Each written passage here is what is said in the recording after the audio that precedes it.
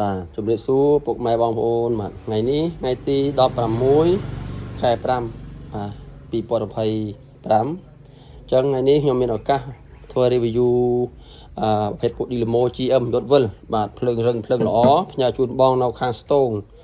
បាទស្ទងនឹងនៅខាងណាបងប្អូនណានៅខាងកំពង់ចាមបងប្អូនណាបាទនឹងកំពង់ចាមនឹងក៏នៅខាងណាបងប្អូនណាខ្ញុំស្គាល់ទ្រុសប៉ុណ្ណឹងទេបងប្អូនបាទ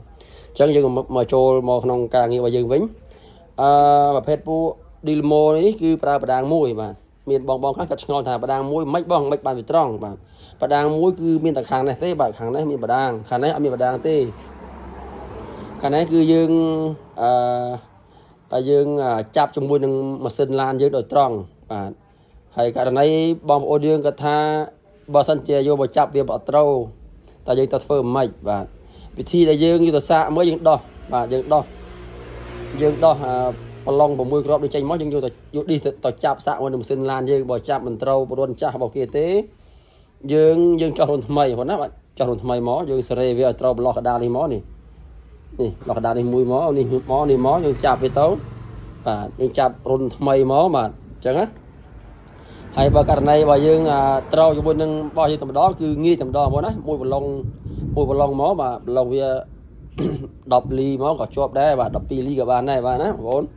អញ្ចឹងសេរីនេះគឺល្អខ្លាំងបាទ GM យត់វិលបាទភ្លើងរឹងភ្លើងខ្លាំងបាទទីនេះបងប្អូនណាមកឆ្ងាញ់មកអេមបាទគឺលំដាប់ ISO បងប្អូនណាបាទបងប្អូនមើលខាងនេះណាមើលខាងនេះបងប្អូនមើលកន្លែងនេះគីឡូវ៉ាត់វានេះបាទគីឡូវ៉ាត់វាហ្នឹង kW ហ្នឹងគឺគីឡូបាទហើយគីឡូវាហ្នឹងគឺ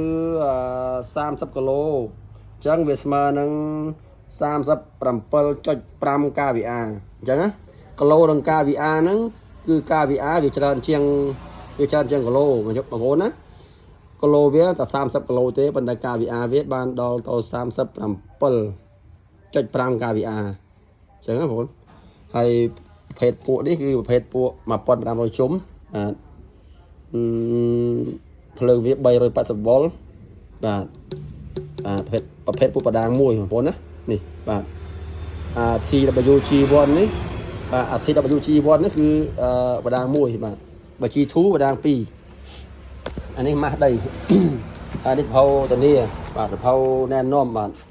គឺបងប្អូនទៅគឺអាចមើលកាតាឡុកនេះបានគឺធ្វើតាមបានណាបងណាហ្នឹងហើយតខ្សែភ្លើងមិនខ្មិចត RVA មិនខ្មិចបាទណា